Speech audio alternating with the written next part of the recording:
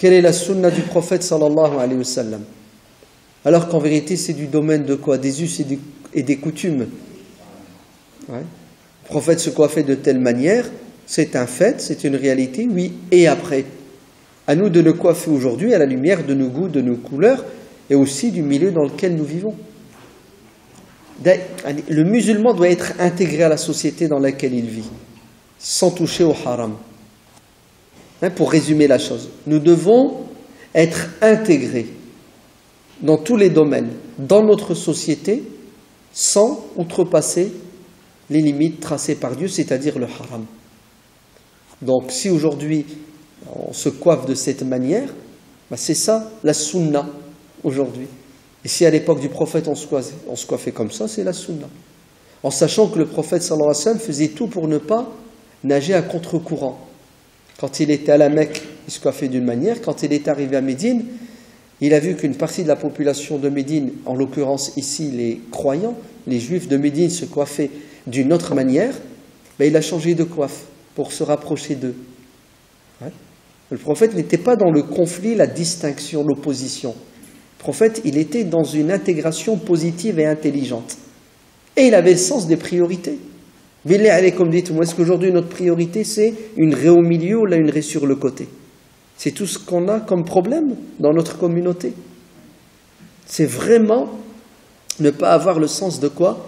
Des priorités. Et en fait, on n'a pas l'échelle des valeurs. Ouais. Même chose, la tenue de la femme. Le jilbab, c'est la sunna. Les femmes, au temps du prophète, ont porté le jilbab. Et en plus, intellectuellement, c'est malhonnête. Allah, je lisais cette semaine des hadiths sur la tenue vestimentaire à l'époque du prophète, des premiers musulmans. Je dis, mais c'est pas possible. Pourquoi ils sont malhonnêtes comme ça? Vas-y, allez. Le hadith dit que la femme doit porter une longue robe, et une longue robe qui traîne par terre. De combien? Shibr. C'est ça? Un empan? Ben non. Salama qui a rapporté le hadith dit, mais prophète, c'est dangereux un empan. Moi, je vais faire une coudée. Donc c'est plus 5 cm, 10 cm qui doivent traîner par terre, mais c'est 40 cm. Hey Allah, pourquoi elle ne laisse pas traîner 40 cm? Donc il y a une malhonnêteté, on ne dit pas tout. En fait, on fait une sélection. Non, en fait, vous savez qu'est-ce qu'on fait? On fait du mimétisme, on copie.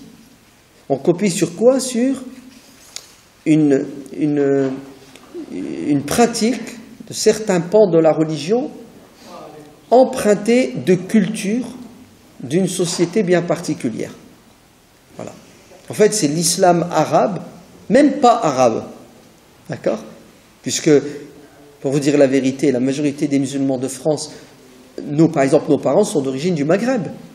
Donc, c'est même pas la tenue vestimentaire du Maghreb que certains jeunes aujourd'hui veulent et arborent, mais c'est celle de quoi? Celle du Moyen-Orient, c'est celle, même pas, c'est celle de la péninsule arabique. Ouais. Quand tu mets le qamis, ton arrière-grand-père, si tu es d'origine marocaine ou algérienne, tunisienne, ne portait pas sur qamis. Ouais. Ah, tu es français, breton, que Dieu te bénisse. Ouais.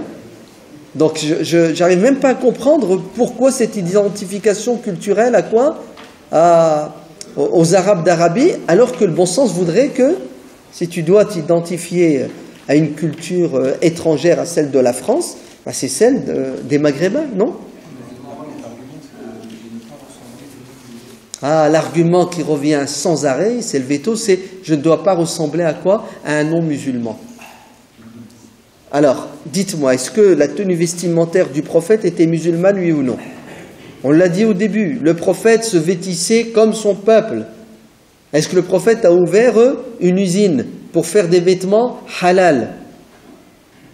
Non?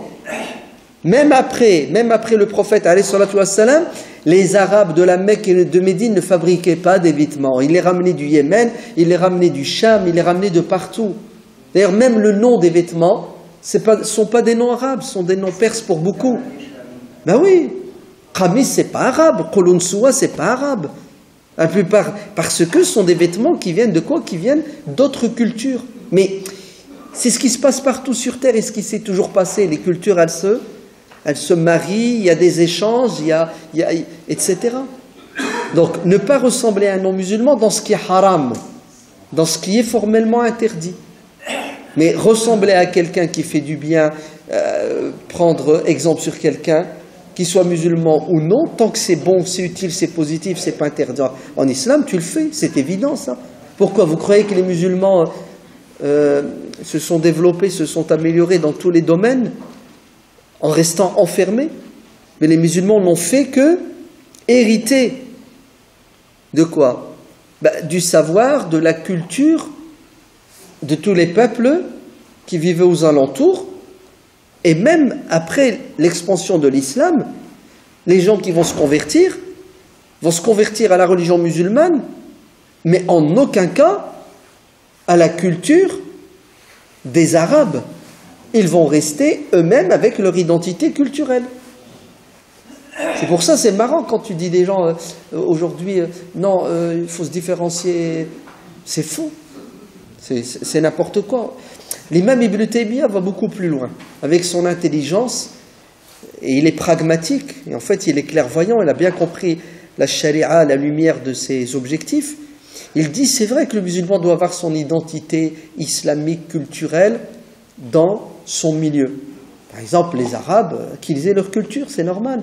Les Indiens, les Africains, vous entendez, chacun sa culture. Nous, Français, Européens, nous avons notre culture.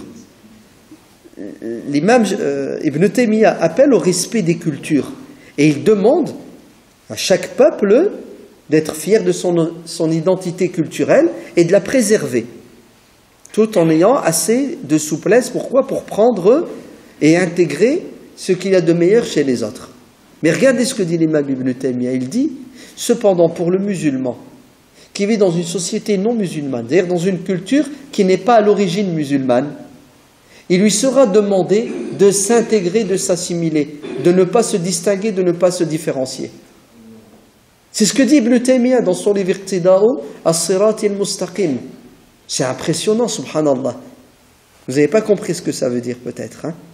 Là, je vais vous le traduire en français. L'imam Ibn Taymiyyah vous dit, ouais, ne portez pas votre qamis ni votre shashia, d'accord, dans la société française parce qu'elle ne fait pas partie de la culture française. Ouais. Intégrez-vous culturellement. Ne vous distinguez pas. Voilà, c'est ce que dit l'imam Ibn Taymiyyah. Et ça devient obligatoire si vous êtes en danger. Si vous saviez aujourd'hui combien de femmes sont agressées, verbalement et bientôt physiquement, ouais, parce qu'elles se baladent avec des tenues vestimentaires qui sont considérées par certaines personnes comme ostentatoires qui agressent. La sœur, elle te met un djilbab noir, il traîne par terre, etc. Aujourd'hui, on a diabolisé cette tenue vestimentaire.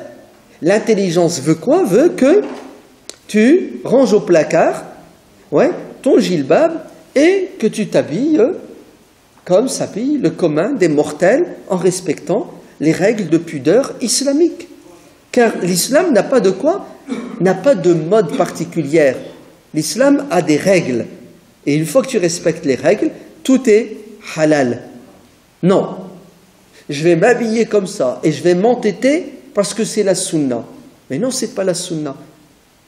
La sunna, quand elle a une dimension religieuse, voilà ce que ça veut dire. Et quand elle n'a pas une dimension religieuse, voilà ce que ça veut dire. Mais on manque de science. Et en fait, on n'est que dans la réaction et dans l'émotion. Hein. Ouais, il y a une pression dans notre société aujourd'hui. Et qu'est-ce qu'on fait nous? On veut répondre à cette pression, à quoi? Avec un entêtement total et en s'accrochant à quelque chose qu'on pense être religieux alors qu'il ne l'est pas. Wallahu a'lam, walhamdulillahi rabbil alamin, subhana rabbika rabbil izzati amma yasifun, wa salamun ala al-mursalin, walhamdulillahi rabbil alamin.